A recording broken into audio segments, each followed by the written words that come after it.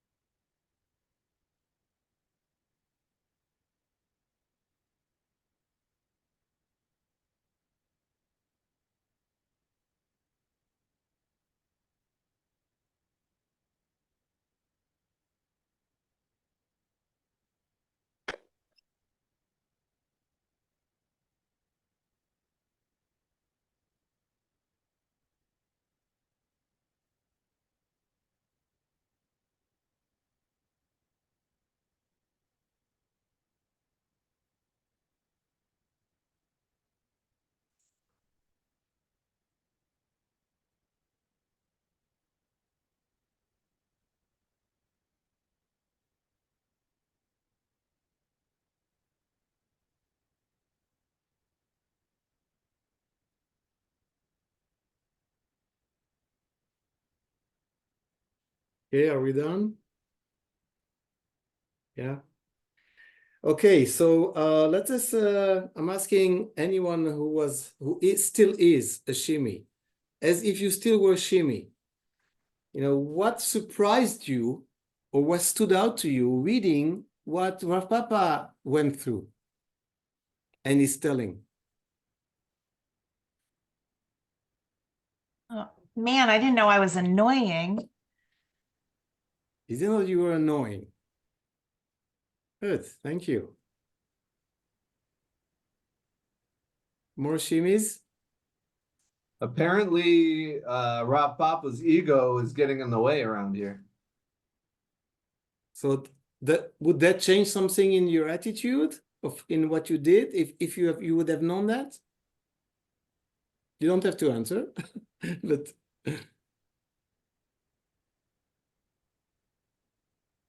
I didn't realize that asking questions was taking away from other students asking questions. I just figured they would want to know the answers too.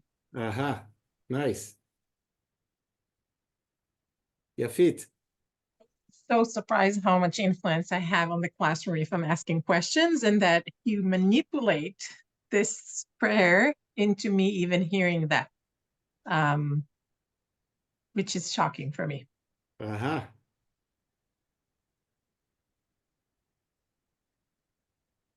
One more.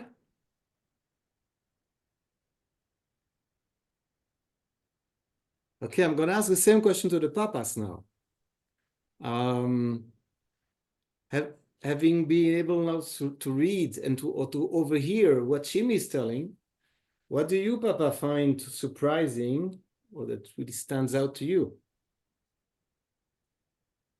Well, I actually thought that Shimmy was actually a little bit trying to embarrass me by his questions, that he was trying to show that because we both studied with Abaye, that he was more my equal than my student, and I felt threatened by it. And here he's saying that he didn't want to disgrace me or humiliate me.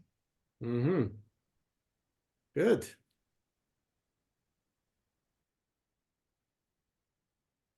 Yes, Dalia. There is a belief that behind every question, there is a statement.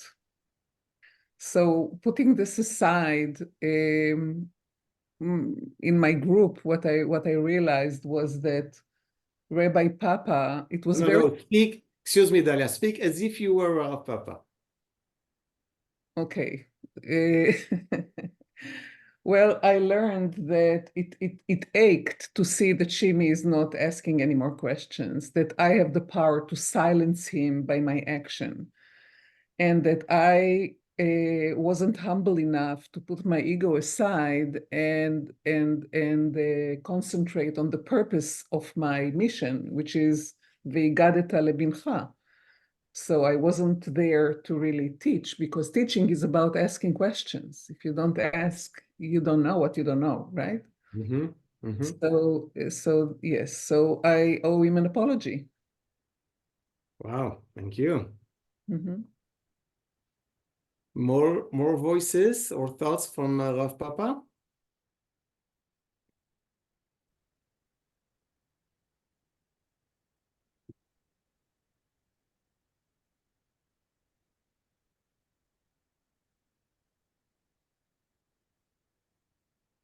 Okay, so now, I mean, you may add a little more if something comes up, but in the meantime, now let us put our heads on the side, and we are going to back to be, we are who we are again. We are not Shimi nor Rav Papa. So my question to you at this point is, when you think about, first, let's be at the level of the story. When we think about how we are telling a story from something that we've experienced, and you just, so to speak, try to do so, and then listen to what the other person, the other character is telling. What comes to your mind? What is that you become more aware about in the ways of what's happening when we tell a story? That there's always two different perspectives. That, in other words, what you see from one side is not necessarily what the other person sees. And why would that be? What is added, and where is it coming from? I guess it's each person's perspective can come from a different direction. And once you don't see, you expand yourself and you open yourself up to seeing another perspective, your mind opens to different views. Okay, thank you. It also comes from personal experiences, beliefs. When else did I feel like that? Was I humiliated in kindergarten? It was terrible. I don't want anybody to humiliate me anymore in my life like that. So these former experiences, what do they do? They are like glasses that have a filter, and through these glasses you see the world. And They also, influence your perspective. Right. So, okay. Thank you. They provide a context for the context. It's like, Say well, more. what happened there? Oh, that's just like, right? It's like a Freudian notion of I forget what it's called. I'll remember. Right, but that context for the Reaction person, formation. that context for the person who experienced it, so it can help me understand my reactions and thoughts, but also to know the backstory of the other, whether it's your student or your teacher, can also help your relationship from that direction. You have a deeper understanding of why the person might react in a particular way, or you know, to understand their reactions better. And what would this kind of understanding change? It's seeing a fuller picture, right? Because when I'm telling my story, I have my interpretations, the way that I view it at that moment, because of my feelings, whatever happens, the background. Being open enough to hear and understand the rest of it is seeing a full picture, understanding it's not this or like this way or the other way, but it's both. It's always both. It's and being with an open heart and mind and putting my ego aside will allow me to really hear what you're saying. Otherwise, I'm just defending my story and perspective all the time. I'm wondering how the story will be different if he hadn't overheard the prayer. Mm-hmm. Well, what do you have in mind? Well, there are all kinds of things going on that you may not even be aware of. In this story, we're aware of it because we hear it. It's actually spoken, the issue. But if we don't overhear it, the story could be the same, but we don't know the inner thoughts of one of the characters. Right. But So that's, can I yeah, say something? sure. But even if you hear it, there is still an interpretation, because he In what could sense? hear it and say, my rabbi is praying for strength. He's challenged by me, but he's not asking me to stop.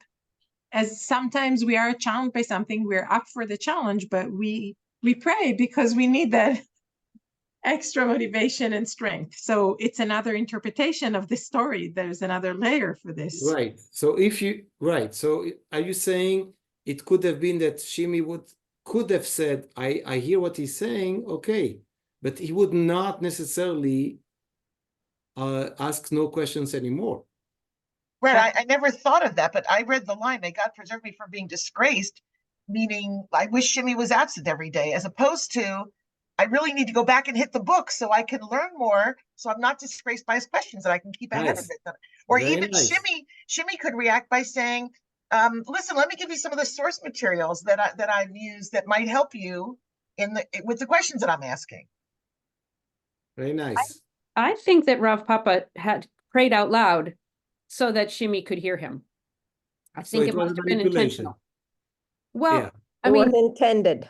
I don't pray out loud unless I'm in a group and we're all saying the same blessing together because you do it out loud. But if I'm praying, if I'm communicating with God by myself, it's in my head, it's not out loud. I'm just assuming that what I do is what everybody does. No, And so that's, I'm assuming- well, you're right, Melissa, because we actually don't know. We can't know for sure. So you're providing a possibility, but what is important at this moment of our discussion is like to play the different possibilities out, not for the sake of playing them out, but to see all the mechanisms and the possibilities that are going on when we are in an interaction and interpreting and making sense, and how much we may miss out because, and I'm not filling in the line now because I'm going to say in a moment what is the because, but let's put, so if he did it intentionally, as one of the groups wrote, then that's one story. If he did not do it intentionally, and he wasn't aware that Shimi is actually overhearing him, so by now he still believes that somehow, in some way, God's listened to his prayer, right? And he doesn't know what happened to Shimi. What miraculous intervention happened there that he decided not to ask any more questions. I think that also assumes that this is a prayer and not just like, God, oh my Right. God, like make this stop. Like he might have just been saying it to himself in passing, not as Well, a prayer. not so much because the fell on his face is a kind of script ritual, which is a form of prayer in those days, a personal prayer. That's why this detail is important, I think. I have a question. Yes. I'm thinking about meaning that as humans we give everything. Yes. And I'm wondering what you think about that, given this this discussion. Also, I'm thinking that what I learned from this is that a story is never the full reality.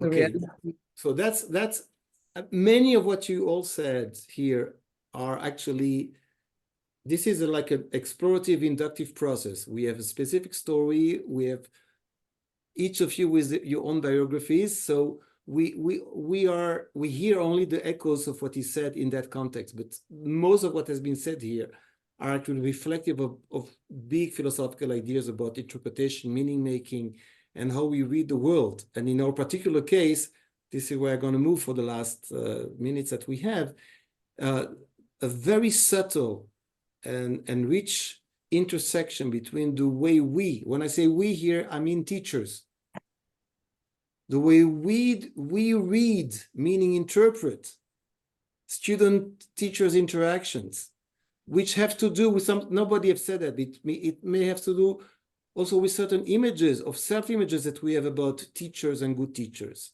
or role model that we mimic, have internalized without even be aware of it anymore. And then they hit something and they cause something by students or vice versa. This is all at play when we say human beings are meaning-making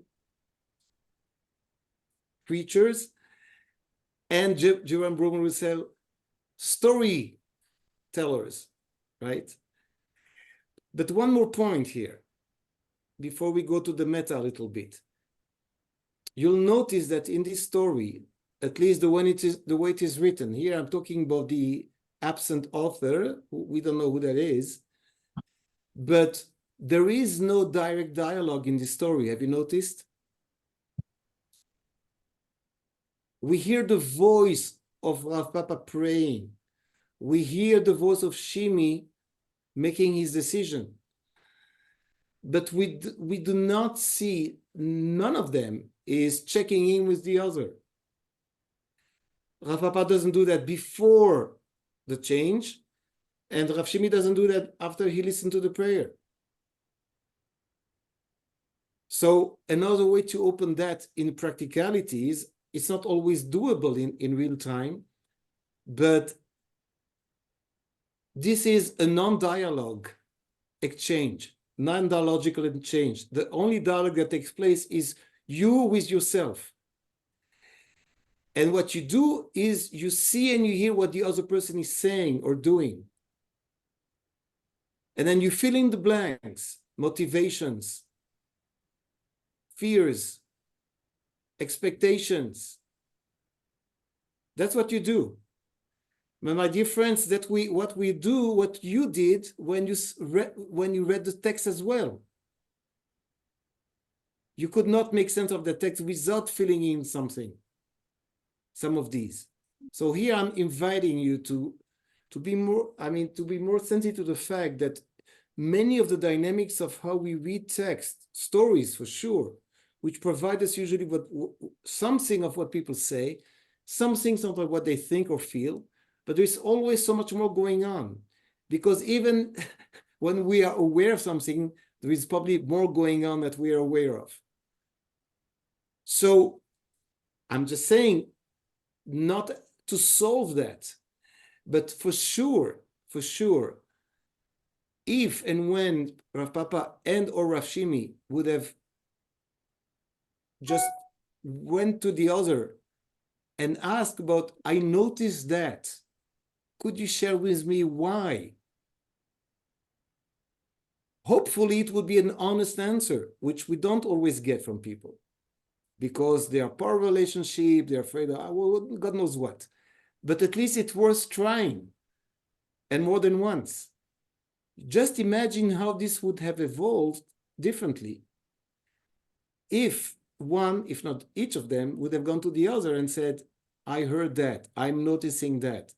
I just want to share why I'm asking so many questions, but I'm aware that I may not be aware of the fact that this is disturbing to you. Would you share with me in what ways it is? Don't you want me to ask any questions, or not too many questions, or not a certain type of, whatever, everything might be different here. And then the story they would tell of what happened would be very different, of course.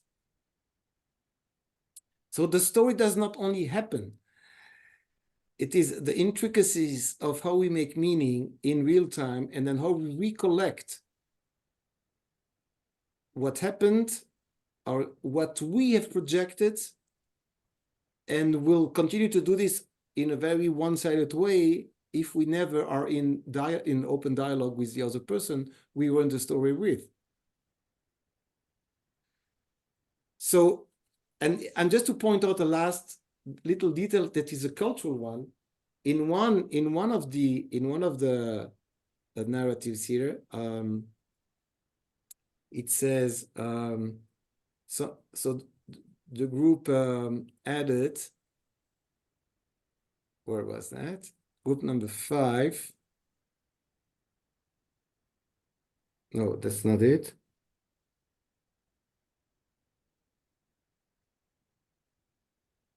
Okay, I think you have changed something here, which I read earlier.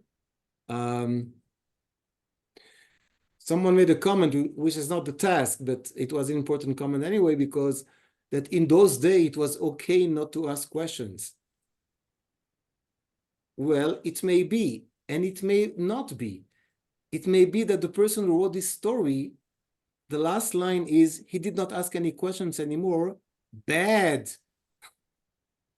Bad for you, Raf Papa.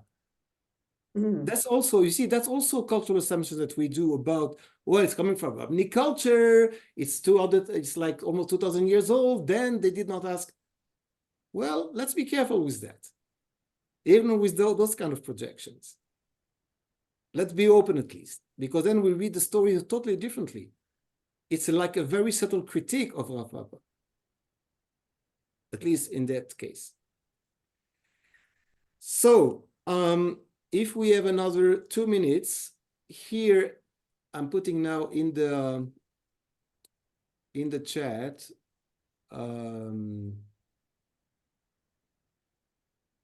Two last reflective questions based on, we're circling back to Jerome Bruner. The comprehension of a narrative is interpretive. So we tried in this session to explore in real time and by experimenting something that might give us some insight to this sentence. The comprehension of narrative is interpretive. So 2 questions for you. If you can, please share something in the chat. What is a belief, a value, or an assumption about teacher-student teaching or learning dynamics, whatever you want to pick, that I seem to activate while I interpret a classroom event? And what new insight or question do I have about the process of turning an event into a story? If you could share one for each, that would be very helpful and enriching. And I'm sure that Marian, Susan, and Robin might eventually even continue to work with this in the future.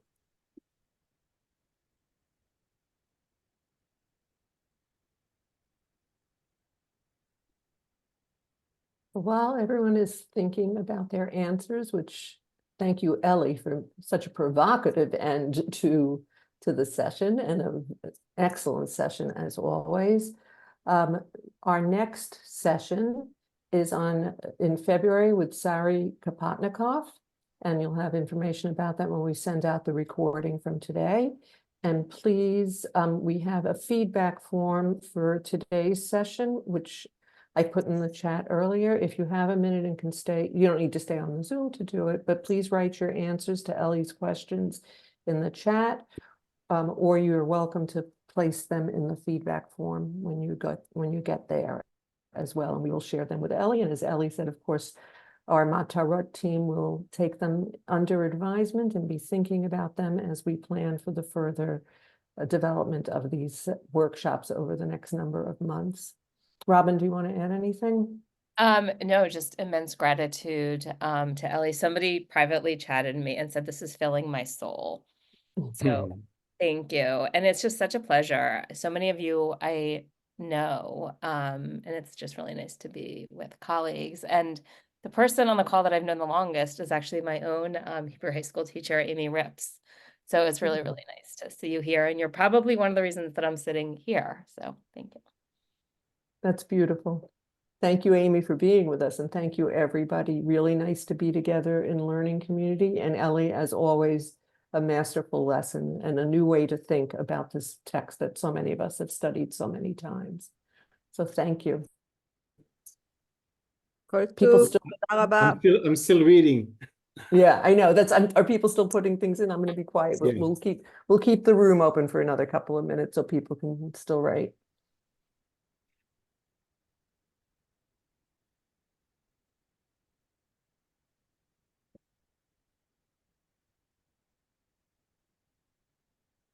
Hmm.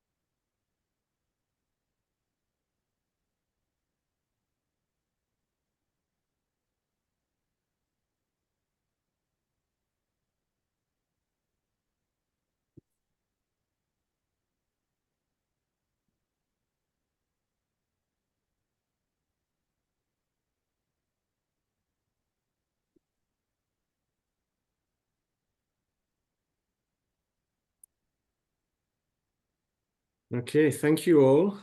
Oh, we still have one, okay. Yeah. Mhm. Are others still writing? Give me a thumbs up if you're still writing. Still writing, Efit, okay. So Marion or Robin or Susan, you know how to save the chat, right? Yes, yeah, There, okay. yeah, we'll get it. And Ellie, when we get the feedback form too, we'll share all of that with you, okay? Good, thank you. I also learned, maybe this, everybody else knew this, that Zoom saves the chat as part of the recordings. Yeah, Yep. in most cases, yeah. Thank you. And thank you, good to see you, Nice good to to be see you, together. Thank you, everybody. Thank Thank you for your Bye. insights. Thank you. All right, have a good rest of the week, everybody. Thank you so much. This was lovely. I got to even rope in some PD here, which I appreciate. I got coverage for lunch and recesses, and whoever wanted to come came. It was Thank nice. you That's why for- we do this at noon, that's awesome. I love it. Way better than Sundays. Sundays is like begging and pleading. This is Great like, I seeing got you, you a Mick. sub, you know? Thank you. This was Thank you, lovely. Vic. בהצלחה. You too, Susie. Toda. All right, bye, everybody. Good Ellie, night. thank you so much. I look forward to Bye. seeing you Bye, soon. Robin.